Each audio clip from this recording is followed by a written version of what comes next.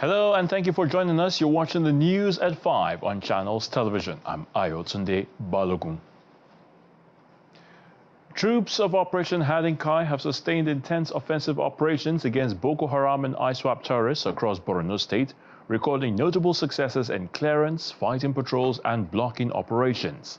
In a press statement, the spokesman of Theatre Command, Lieutenant Colonel Sani Uba, said under Operation Desert Sanity 5, sustained pressure along the Azir-Wajiroko axis on January the 10th this year, 2026, forced 11 terrorist fighters to surrender, along with their AK-47 rifles and assorted ammunition.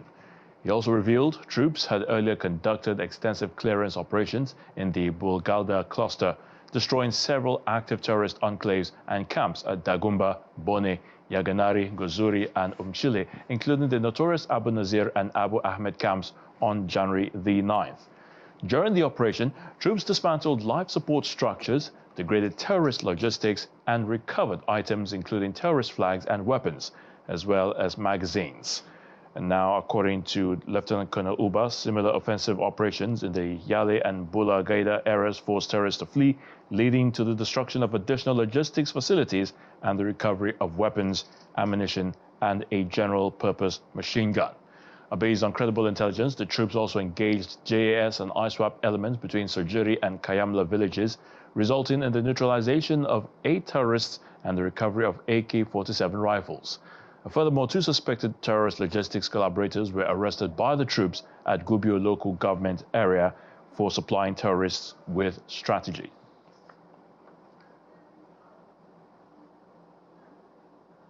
In Katsina, the state government has revealed reasons for a plan to secure the release of 70 suspected bandits currently facing criminal trials for involving in banditry-associated activities, insisting that such tactics also happen in war situations globally. The measure was, according to the state government, aimed at consolidating and broadening the existing peace deal between communities affected by insecurity in 15 local government areas of the state and repentant bandits. The government says the deal had led to the release of at least 1,000 persons held captive by the suspected bandits in different attacks. On January the 2nd this year, an official letter came to the open detailing the state government's plan to secure the release of the suspected bandits currently facing criminal trials for their involvement in banditry-related activities. The letter, classified as secret, was issued by the State Ministry of Justice and addressed to the state's Chief Judge, Justice Musa Danladi Abubakar. In that letter, the state government, through the Ministry of Justice, sought the intervention of the Administration of Criminal Justice Committee to facilitate the release of the detained suspected terrorists. Meanwhile, a security expert, Mr. Kabiru Adamu, is warning the Katsina state government against a proposal to pardon some suspected bandits, a move he described as a serious security risk. Mr. Kabiru was reacting to the plan by the state government to pardon about 70 repentant bandits as part of a peace deal. He believes that such acts can undermine the long-term peace in the state. He maintains that there must be full accountability and justice for victims to discourage criminality. Katsina State has entered, 20 local governments in Katsina State have entered peace agreements with bandits out of the 34 local governments that you have in the state. So that's almost about 70% of the local governments in the state.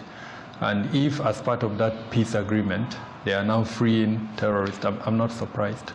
Now, whether that is a good development or not, the peace agreement itself and this attempt to release is very dangerous. We need a framework for disengagement. That framework should spell out clearly the end game. What do we want to achieve? It should be comprehensive. I talked about demobilization, I talked about disarmament, I talked about de-radicalization. More importantly, we should make sure we retrieve their weapons from them. The action should be seen to punish offenders, not to reward offenders. Right now, what it seemed to us is that the Katsina state government is rewarding offenders, and there is nothing in the agreement to indicate that it is punishing the offenders. And so, again, we need that framework that shows clearly the comprehensive disengagement process, where, for instance, we would see them handing over their weapons, we would see them learning new professions. The ones that have committed acts of banditry, that is very evident. I'll give you an example, Bello Turiji. It is not hidden. He is a known bandit leader. Those ones need to be punished. In Edo State, the state government says it is ramping up efforts to tackle insecurity with a strong focus on Edo Central. Governor Monday Okpebholo, who disclosed this during a visit to the palace of the Onoje of Ekpoma on Sunday, also vowed to bring the perpetrators of violence to justice after a protest over insecurity on Saturday escalated into an attack on the Onoje's palace.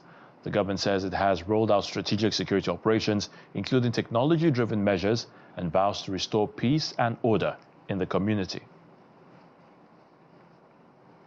There is this issue of kidnapping everywhere in Nigeria. Everywhere.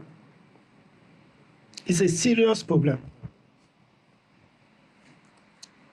To let you know how serious the president is in this matter, he makes sure that the police were withdrawn from VIPs so that they can tackle this issue of insecurity head on. Just Wednesday, we had a security meeting, and it was all targeted at Edo Central, most especially Ekpoma Aziz. We have been doing a lot, and before this ugly situation happened, we had planned something. Security is secret, and I'm not supposed to say it to anybody, and we are still going to carry it out. These people will leave our forest if they are there. Ekpoma Ishan will not be a safe place for them. We will leave no stone unturned. We have technology. The first one we carried out was very successful. About 9 people were kidnapped in Esako West. 9 persons were kidnapped from the church. They were rescued unhurt. And those kidnappers were also caught. This is not acceptable. We must make sure that we bring these people to book. We must go after them.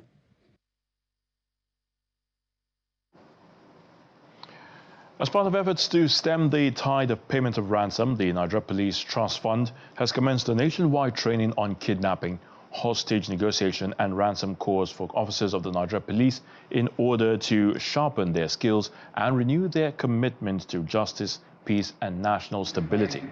Addressing participants at the event in Abuja, the Executive Secretary of the Nigeria Police Trust Fund, Mr. Mohammed Shaidu, says officers and men of the Nigeria Police are the guardians of peace and pillars of the nation's security, and the fund remains fully committed to supporting them in their service to the country.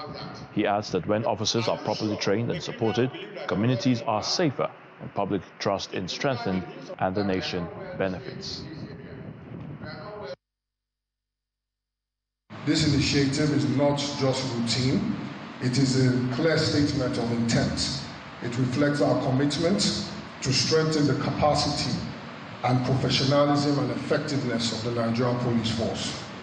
This program demonstrates the Nigerian Police Trust Fund's commitment to supporting the police through targeted trainings, improved welfare, strategic investments of our police officers. It represents progress and a reform driven by action.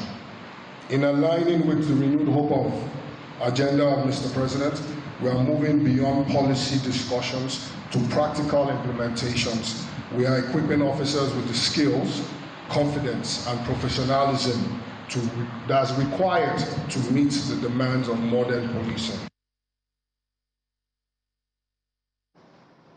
The Lagos State government has ordered an investigation into the alleged medical negligence that reportedly led to the death of Nkanu Nnamdi, the 21-month-old son of renowned Nigerian author Chimamanda Adichie, at a private hospital in Lagos. According to a statement by the family, the toddler, one of Ms. Adichie's twin sons, died after a brief illness on Thursday. Ms. Adichie, in a statement, have alleged that her son's death resulted from what she described as criminal negligence, accusing the anesthesiologist involved of being criminally negligent, fatally casual, and careless with the precious life of a child. Meanwhile, the Lagos State government said it had been formally notified of the deeply distressing report concerning the tragic death of her son following a medical incident at the private healthcare facility on January the 6th. In a statement signed by the Special Advisor to Governor Babajide Sanwo-Olu on Health, Dr. Kemi Ogunyemi, the state government expressed its condolences to the author and her family, describing the death of a child as a profound tragedy.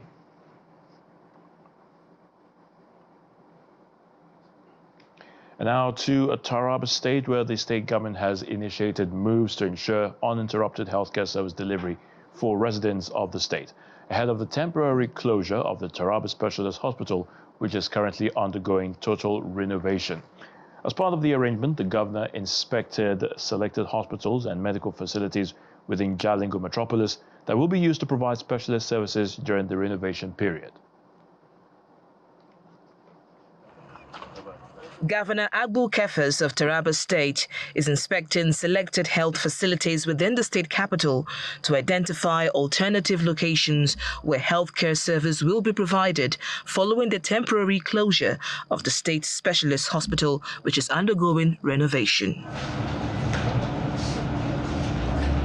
The facilities visited by the governor include the Muhammadu Buhari Mother and Child Hospital, Sabongeri, Jaji Memorial Hospital and Maternity, Federal Medical Center, Catholic Hospital, amongst others.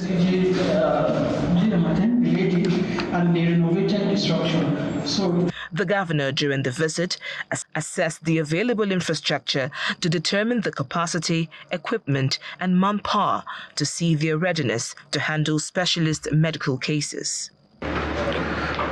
We are renovating, putting all our healthcare facilities in order. The specialist hospital is in the center of it, and we started with the dental section. However, in the process, I think from the report I received, they vandalized some part of the equipment or system there. Governor Kefas also inaugurated a committee to deliberate on the mode of operations for effective service delivery by the selected health facilities.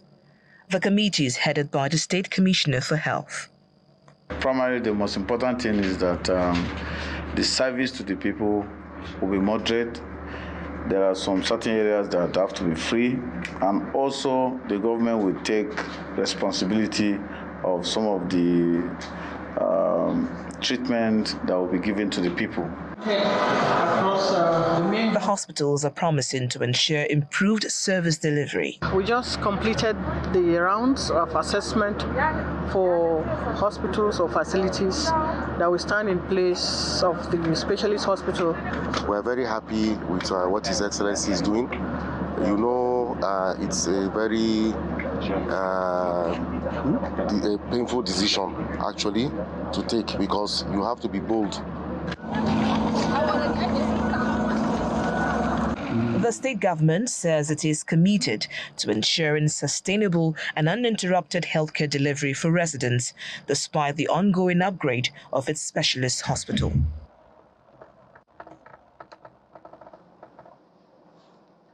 When News at 5 returns, it's off to Ogun State, and we'll tell you how the government is speeding up the development and reconstruction of critical infrastructure, particularly roads. Please stay with us.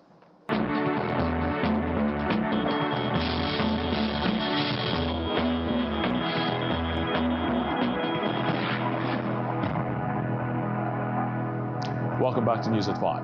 We're in Ogun State now, where the government, or the state government that is, seems to be scaling up reconstruction of critical roads infrastructure at different locations across the state to ensure a new lease of life for its residents.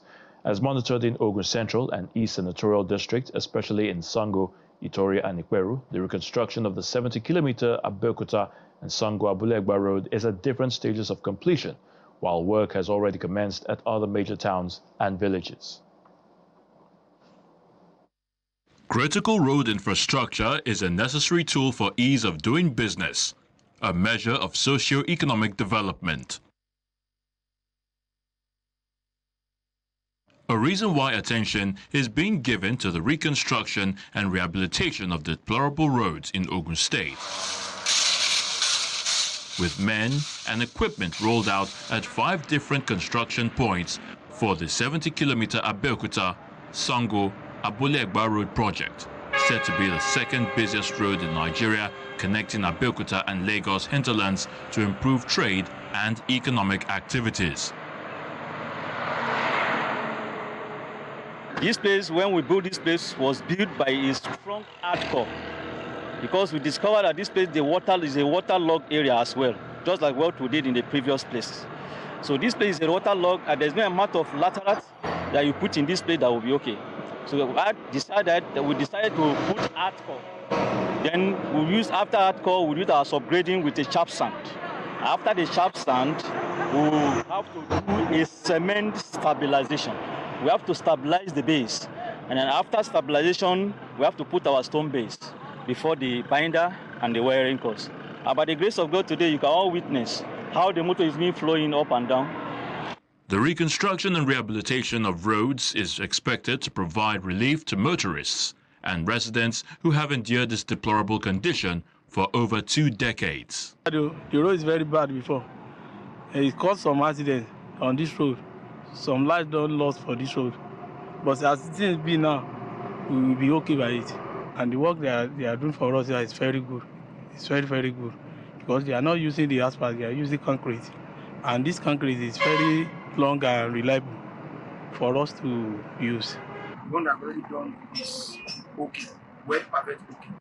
For residents, it's a dream come true, seeing their once bad roads coming back to life as commercial activities gradually return to their communities. Concerning the road, it's going to boost the economy of this town and in Remo, if not Ogun State in general. I really appreciate it. While residents anticipate the socio-economic benefits, they believe reconstructions of the roads will improve road safety and reduce travel time. Politics is next. An APC unity rally intensifies across Oyo State as the renewed hope agenda continues to foster cohesion within the party and support for President Bola Tinubu ahead of 2027. Moving across all the 14 federal constituencies across Oyo State, APC leaders are making efforts to bring as many as possible back into the fold. From aggrieved party members to defectors from other parties, the renewed hope ambassador for Oyo State, Senator Taslim Folarin, notes that the unity rally opens up a new support system where every member has a place and a voice. Our correspondent, Bukola Oriwo, tells us more.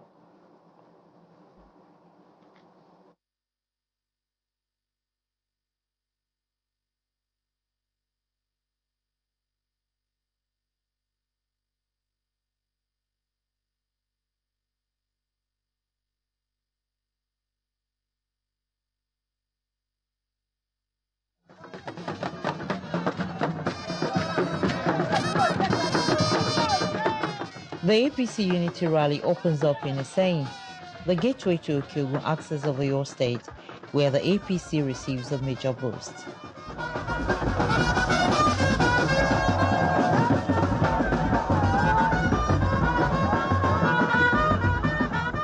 The party formally receives Senator Osia Agbola, who represented Oyo North Senatorial District in the 7th National Assembly under the PDP and was a key player in the PDP structure in the state for most of his political life, especially in Ogun.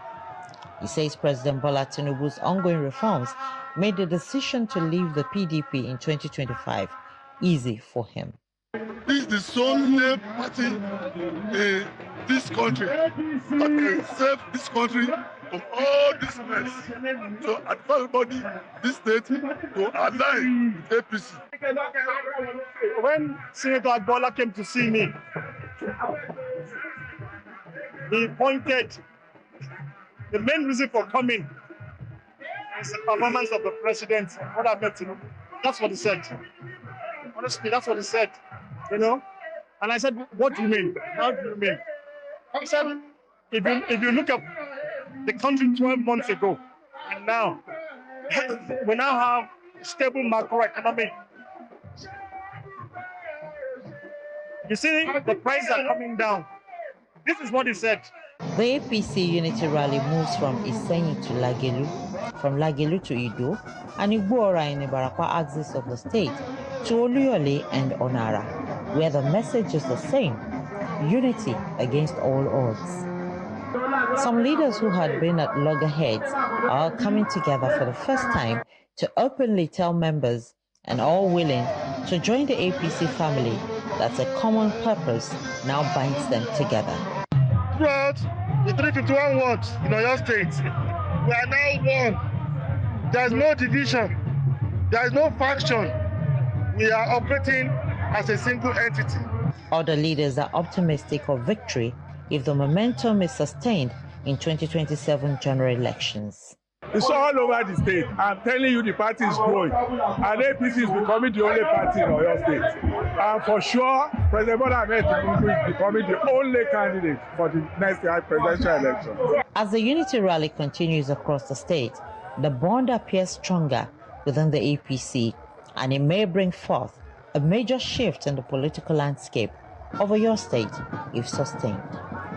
Bukola Oriowo, Channels Television News.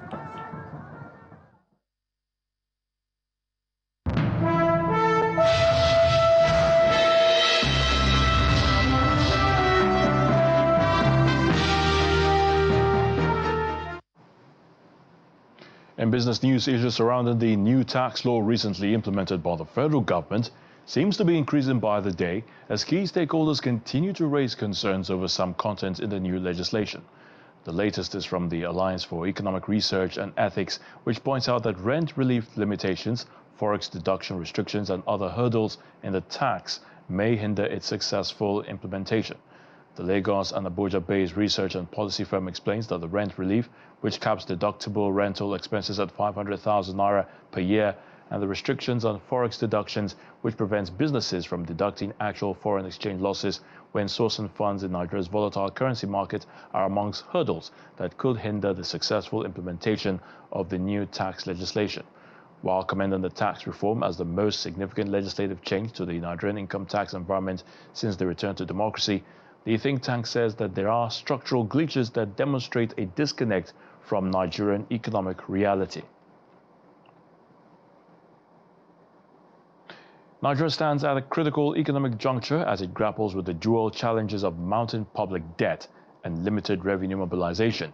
In its latest outlook for the year 2026, PwC Nigeria provided a comprehensive analysis of the country's debt servicing capacity and its implications for long-term fiscal sustainability.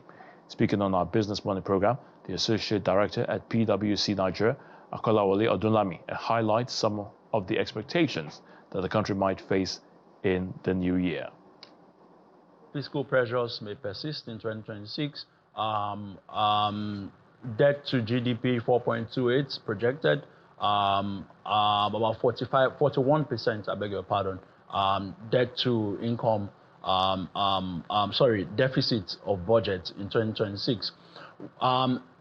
Essentially, the government needs to spend to grow the economy, right? And a lot has to be done in terms of revenue optimization going forward. We expect that the tax reforms will yield some results going forward in 2026. Of course, like every reform and every policy, you don't expect impact immediately or instantaneously. So the impact, the compliance will probably take maybe a few years, right? But a lot still has to be done on the fiscal side for sustainability. That is actually one of the risks for 2026. And the National Pension Commission has authorized pension fund administrators to appoint external auditors and actuaries for approved existing and additional benefit schemes. The pension industry regulator made this known in its latest circular, which is directed at all licensed PFAs.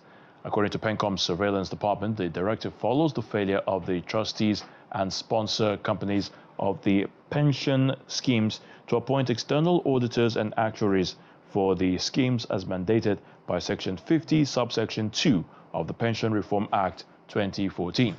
However, PENCOM says its supervisory oversight of PFAs shows that most trustees and sponsor companies of AES and ABS are in default. and have failed to appoint an actuarial firm and external auditor to undertake the required valuations and audits. And that's News at 5 at this time. Many thanks for watching. I'm Ayotunde Balo.